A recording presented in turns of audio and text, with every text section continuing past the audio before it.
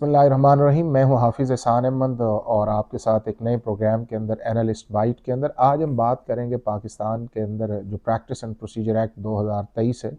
और ये एक ऐसी लेजिस्लेशन है जब से 1973 का कॉन्स्टिट्यूशन बना है, उसके अंदर आर्टिकल 199 ऑफ द कॉन्स्टिट्यूशन है जिसके अंदर ये कहा गया है कि सुप्रीम कोर्ट ऑफ पाकिस्तान अपने रूल्स बना सकती है। रूल्स मतलब ये है कि जहाँ कॉन्स्टिट्यूशन जो है वो सब्सटेंटिव पावर देता है, रूल्स के अंदर आप अपने इंटरनल प्रोसीजर्स को रेगुलेट करते हैं। और उसके अंदर ये आता है कि बेंच किस तरह बनेंगे, केस फाइल किस तरह होगा, उसके बाद अपील किस तरह आएगी, नीचे से मैटर्स जो हाई कोर्ट से आएंगे उनको किस तरह डील किया जाएगा, डॉक्यूमेंटेशन क्या है। तो ये सारे इंटरनली एडमिनिस्ट्रेटिव या जुडिशल मामलात होते हैं जो रूल्स के अंदर तय किए जाते हैं। और उसके अंदर जो पिवटल रोल है वो हमारे जो सुप्रीम कोर्ट के जजेस हैं उनका होता है। जो एक जो 1980 के रूल्स बने थे पहली दफ़ा 1973 के कॉन्स्टिट्यूशन के अंदर, वो एक फुल कोर्ट था और फुल कोर्ट ने रूल्स बनाए। और उसके बाद ये सिलसिला जो है वो 2023 तक चलता रहा और इस दौरान बहुत सारी डेवलपमेंट्स आई। और उन डेवलपमेंट्स के अंदर एक बहुत बड़ा जो था वो लीगल प्रोटेस्ट समझ या लीगल सबमिशंस आई या लीगल इसके अंदर आर्गूमेंट्स ये बिल्ट हुआ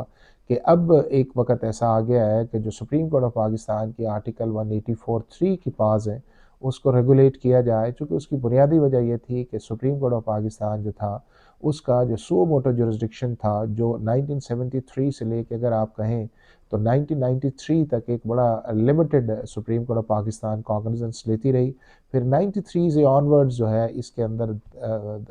थोड़ा सा इजाफा होता रहा और फिर 2005-6 के बाद जो है इसके अंदर बहुत ज़्यादा जो है इजाफा हुआ और उसके अंदर दो प्राइम मिनिस्टर भी जो है वो आर्टिकल 184(3) के नीचे जो है वो सुप्रीम कोर्ट ऑफ पाकिस्तान के ने उनके ख़िलाफ़ फैसले किए और उन्हें अपनी प्राइम मिनिस्टरशिप से हाथ धोने पड़े। एक पीपल्स पार्टी के थे और दूसरा मुस्लिम लीग नवाज़ के प्रेसिडेंट वो शामिल थे उसके अंदर। तो ये एक बार की तरफ से भी था, लॉयर्स की तरफ भी था, जस्टिस सेक्टर्स की तरफ भी था कि जी सुप्रीम कोर्ट ऑफ पाकिस्तान की आर्टिकल 184(3) की पास को रेगुलेट होना चाहिए और ये जो discretion chief justice of Pakistan है इसको भी स्ट्रक्चर्ड किस्म का आना चाहिए। और जब भी सुप्रीम कोर्ट के अंदर रेफरेंसेस होते थे तो बार एसोसिएशन ये चीज़ कहती थी, पॉलिटिकल फोरम्स पे भी बात आती थी, पार्लियामेंट के अंदर भी डिस्कस किया जाता था। तो अल्टीमेटली ये है कि 2023 के अंदर पार्लियामेंट ने एक प्रैक्टिस एंड प्रोसीजर एक्ट जो है वो 29 मार्च 2023 को नेशनल असेंबली ने पास किया। इसकी 8 क्लॉजेज हैं बुनियादी तौर पे। एक ये है कि जो आइंदा से बेंच बनेंगे वो चीफ जस्टिस ऑफ पाकिस्तान और उनके साथ दो सीनियर मोस्ट जजेस होंगे। फिर आर्टिकल 184(3) के अंदर कहा गया कि जो enforcement of public fundamental rights है या पब्लिक इंपॉर्टेंस है उसको एक कमेटी जो है वो रेगुलेट करेगी। और अगर उसके अंदर इंटरप्रिटेशन ऑफ द कॉन्स्टिट्यूशन या लॉ है तो 3 मेंबर्स की बजाय 5 मेंबर्स बेंच जो बनेगा। फिर इसके अंदर 184(3) के अंदर एक अपील का कॉन्सेप्ट दिया गया जो पहले सिर्फ 184(3) के नीचे रिव्यू का कॉन्सेप्ट था। फिर आप चेंज ऑफ काउंसिल भी कर सकते हैं जो प्रैक्टिस एंड प्रोसीजर के अंदर आया।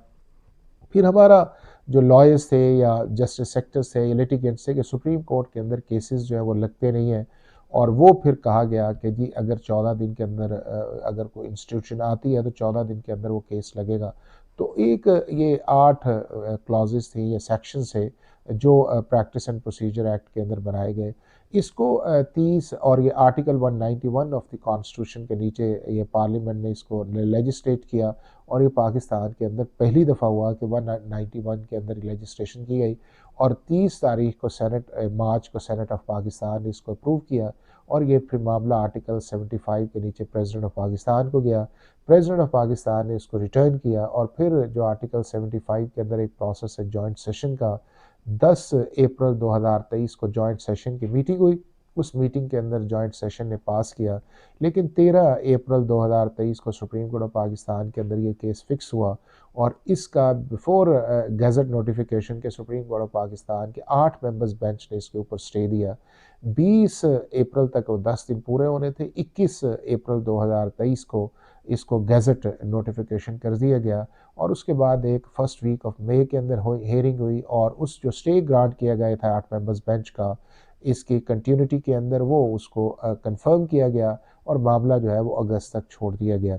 उसके बाद ये है कि ये इसके अंदर 2 आर्गूमेंट्स आए। एक आर्गूमेंट्स ये आया कि ये जो पार्लियामेंट ने लेजिस्लेट किया, ये लेजिस्लेटिव कॉम्पिटेंसी के अंदर आता है, और सुप्रीम कोर्ट के ये ऐसी कोई चीज़ नहीं है कि जिससे सुप्रीम कोर्ट की पास को कम किया गया है, बल्कि कुछ चीज़ों के अंदर जो है आर्टिकल 10A जो एक ड्यू प्रोसेस ऑफ लॉ है उसको फॉलो किया गया है, और जो चीफ जस्टिस ऑफ पाकिस्तान के डिस्क्रिशन है उसको एक स्ट्रक्चर्ड किस्म का 1+2 के करके उसको रेगुलेट करने की कोशिश की, और जहाँ पर राइट ऑफ अपील नहीं है उसके अंदर राइट ऑफ अपील भी दिया गया है। चूँकि रिव्यू का स्कोप लिमिटेड होता है, अपील का स्कोप ज़्यादा होता है, तो एक ये आर्गूमेंट आया, और दूसरा आर्गूमेंट ये आया कि चूँकि ये इंडिपेंडेंस ऑफ जुडिशरी है और 1980 के रूल्स जो है सुप्रीम कोर्ट ने बज़ाते खुद बनाए हैं, तो अप्रोप्रिएट यही है कि सुप्रीम कोर्ट ऑफ पाकिस्तान जो है वो खुद इस चीज़ को करती है, और पार्लियामेंट की कॉम्पिटेंसी नहीं है, और ये इंडिपेंडेंस ऑफ जुडिशरी जो है उसके ये ख़िलाफ़ है या मुनाफी है। अब जो स्टे था वो पिछले चीफ जस्टिस ऑफ पाकिस्तान ने दिया था, जस्टिस बदियाल साहब ने। जब नए चीफ जस्टिस साहब आए तो उन्होंने सबसे पहला काम ये किया कि इसके ऊपर एक लार्जर बेंच बनाया, 15 मेंबर्स बेंच बनाया, और पाकिस्तान की हिस्ट्री के अंदर जो कॉन्स्टिट्यूशनल जुडिशल हिस्ट्री है, पहली दफ़ा इस सारी जो प्रोसीडिंग्स थी उनको लाइव भी जो है हमारे जो मीडिया है उन्होंने दिखाया, पाकिस्तान टेलीविज़न और भी बड़े जो मीडिया के बड़े हमारे टेलीविज़न्स हैं उन्होंने इलेक्ट्रॉनिक के अंदर इसे दिखाया, और उसकी हेयरिंग करके ये फ़ैसला जो है 12 अक्टूबर 2023 को इस पे फ़ैसला आया, और उस फैसले के अंदर पार्लियामेंट की लेजिस्लेटिव कॉम्पिटेंसी को माना गया। 10-5 से ये फ़ैसला आया, और 10-5 के अंदर जो था व्यू प्रिवेल अपॉन ये किया कि 184(3) की भी जो स्टैचूट के अंदर चीज़ की गई है वो भी ठीक है, पार्लियामेंट इस चीज़ को कर सकती है, और इस बुनियाद के ऊपर कि ये अगर 191 जो है सिर्फ सुप्रीम कोर्ट ऑफ पाकिस्तान का ही प्रेरोगेटिव है, उस चीज़ को कहा गया कि पार्लियामेंट भी इसके अंदर कर सकती है, और सुप्रीम कोर्ट ऑफ पाकिस्तान के पास भी ये पावर है। अब इस फैसले की अभी डिटेल्स जो है वो रीजनिंग जो अभी नहीं आए, लेकिन इसकी जो 2-3 चीज़ें जो आई हैं जो आपसे शेयर करना बड़ा मैं समझता हूँ वो इम्पॉर्टेंट ये है कि नंबर 1 ये है कि एक पहली दफ़ा इस तरह हुआ है कि 191 के नीचे सुप्रीम कोर्ट ऑफ पाकिस्तान के लिए लेजिस्लेशन की गई, और सुप्रीम कोर्ट ऑफ पाकिस्तान ने इसकी लेजिस्लेटिव कॉम्पिटेंसी को माना, और ये नहीं कहा कि ये इंडिपेंडेंस ऑफ जुडिशरी के ख़िलाफ़। दूसरी चीज़ ये आई कि जब सुप्रीम कोर्ट ऑफ पाकिस्तान ने इंटरनली अपना जो फुल कोर्ट मीटिंग्स नहीं की गई, और वो जो वैक्यूम था जब पार्लियामेंट ने अपनी लेजिस्लेशन से उसे फिलअप करने की कोशिश की, तो उसकी जो एक्सेप्टेबिलिटी थी वो ज़्यादा आई, क्योंकि अगर ये चीज़ें जो थी बहुत पहले जो है सुप्रीम कोर्ट ऑफ पाकिस्तान खुद कर लेती, तो शायद आर्टिकल 191 के नीचे जो लेजिस्लेशन आई है प्रैक्टिस एंड प्रोसीजर की उसकी नौबत भी ना आती, और अगर कुछ चीज़ें पहले हुई होती तो अगर ये आता भी तो फिर ये कहा जाता कि शायद पार्लियामेंट ने अपनी अथॉरिटी को ट्रांसग्रेस किया है। तीसरी चीज़ जो इम्पोर्टेंट आई वो ये आई कि जो सुप्रीम कोर्ट ऑफ पाकिस्तान के अंदर कई कई माह केसेस पड़े रहते हैं, उसके अंदर एक क्लॉक जो है वो लगाया गया कि कोई भी case supreme court of Pakistan के अंदर आएगा तो उसको 14 दिन के बाद जो है फिक्स करना चाहिए, और दुनिया के बहुत सारे ममालिक के अंदर जो फिक्सेशन का प्रोसेस है या उसे ऑटोमेट किया गया है या उसे स्ट्रक्चर किया गया है, और फर्स्ट स्टेट का भी एक कॉन्सेप्ट दिया गया है जो पाकिस्तान के अंदर नहीं था। तो लिहाजा ये चीज़ें जो प्रैक्टिस एंड प्रोसीजर के अंदर आई हैं, डिटेल जजमेंट जो इसकी आएगी, रीजनिंग और आएगी, 10-5 से इसका फैसला है, इसके बड़े लॉन्ग लास्टिंग इफेक्ट जो है पाकिस्तान के जुडिशल सिस्टम के ऊपर आएंगे, पार्लियामेंट की कॉम्पिटेंसी के ऊपर आया, और रिसेंट टाइम्स के अंदर जो एक चीज़ आई कि सुप्रीम कोर्ट ऑफ पाकिस्तान ने पार्लियामेंट की लेजिस्लेशन जो हुई उन्हीं सुप्रीम कोर्ट ऑफ पाकिस्तान के लिए थी उसको वैलिडेट किया। दूसरा जो इम्पॉर्टेंट चीज़ इसका एक लॉन्ग लास्टिंग इफेक्ट ये आया जाएगा कि पार्लियामेंट और सुप्रीम कोर्ट का जो एक डिस्टिंक्शन या लाइन ड्रॉ है उसके मुतालिक भी डिटेल रीजनिंग के अंदर आएगा कि कौन सा ऐसा फैब्रिक है कि जिसके अंदर सुप्रीम कोर्ट जो है उसकी इंडिपेंडेंस ऑफ जुडिशरी जो है वो मेंटेन रह सकती है। और तीसरा ये आया कि पाकिस्तान के आम आदमी को, लिटिगेंट को फ़ायदा हुआ कि अगर कोई केस फाइल किया जाए तो उसको 14 दिन के अंदर फिक्स होना चाहिए। तो जब डिटेल जजमेंट आएगी, रीजनिंग आएगी, हम इस पर बात करेंगे, लेकिन बुनियादी तौर पर यह है कि ये एक अच्छी लेजिस्लेशन है जिसका ऑब्जेक्टिव जो है पाकिस्तान के जो सुप्रीम कोर्ट है उसकी फंक्शनिंग को बेहतर करना, और पाकिस्तान के जो लिटिगेंट सुप्रीम कोर्ट के अंदर जाते हैं उनके चीज़ों को एड्रेस करना इसका जो ऑब्जेक्टिव है, जो इसके मैंडेट के अंदर था। और जो चीज़ें बहुत पहले कर लेनी चाहिए थी वो 2023 के अंदर आई हैं, लेकिन देर आए दुरुस्त आए, और अब मैं समझता हूँ कि इस सारे प्रैक्टिस एंड प्रोसीजर की वजह से सुप्रीम कोर्ट की जो इंटरनल फंक्शनिंग है to the extent of adjudication जो है उसकी रेगुलेशंस जो है ये उसकी फंक्शनिंग के अंदर बहुत बेहतर आएगा। और यही चीज़ें जो है मैं समझता हूँ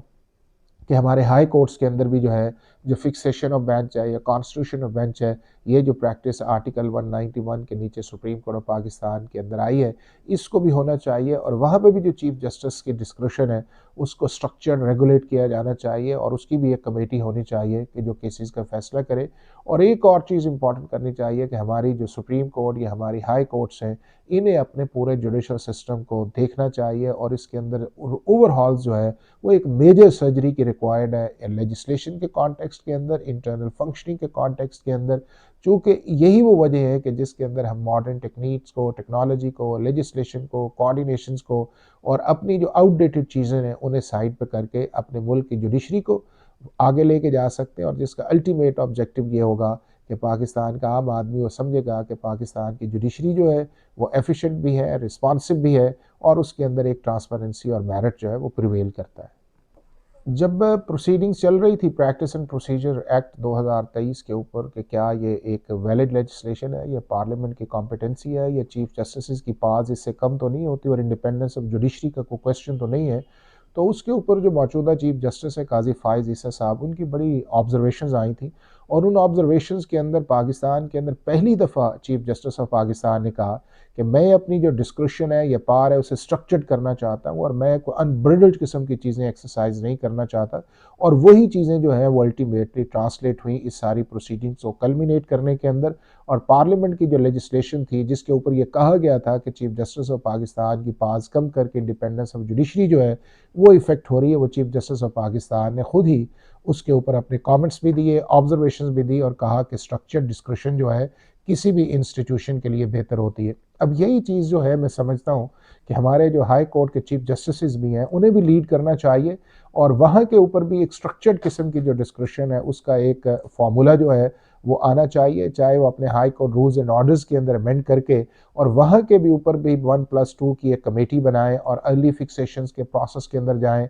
और अपनी जो डिस्ट्रिक्ट जुडिशरी है उसको भी मज़ीद रेगुलेट करें ताकि पाकिस्तान का जो जुडिशल सिस्टम है उसकी वाइब्रेंसी भी आए, उसके अंदर जो एक क्रेडिबिलिटी या एक ट्रस्ट जो है वो पाकिस्तान के आम आदमी के अंदर आए और हमारी जो इंटरनेशनल जुडिशल रैंकिंग है वो भी बेहतर हो। और उसके लिए साथ इम्पॉर्टेंट ये है कि हमारा जो अदालतें हैं या हमारे चीफ जस्टिस हैं इन्हें अपनी रिकमेंडेशंस जो हैं वो गवर्नमेंट ऑफ पाकिस्तान को देनी चाहिए कि किस तरह जो है वो आउटडेटेड लेजिस्लेशन को चेंज करके और जो हमारा 1908 का सिविल प्रोसीजर कोड है जो तकरीबन 100 साल से ज़्यादा हो गया है उससे किस तरह जान छुड़ाई जाए, उसको बदला जाए। तो ये सारी चीज़ें ऐसी हैं कि जो किसी मुल्क के लिए भी जो है और लीड जो करना होता है वो जुडिशरी ने है और जुडिशरी को इसलिए हॉकिश अप्रोच लेनी चाहिए और जो भी आइंदा पार्लियामेंट आए उसका सबसे नंबर 1 एजेंडा जो है पाकिस्तान का जुडिशल सिस्टम, पाकिस्तान का गवर्नेंस सिस्टम होना चाहिए। चूँकि अगर ये दोनों बेहतर होंगे तो आप फिर इकॉनमी पे ऊपर या रूल ऑफ लॉ के ऊपर या अकाउंटेबिलिटी के ऊपर बात कर सकते हैं।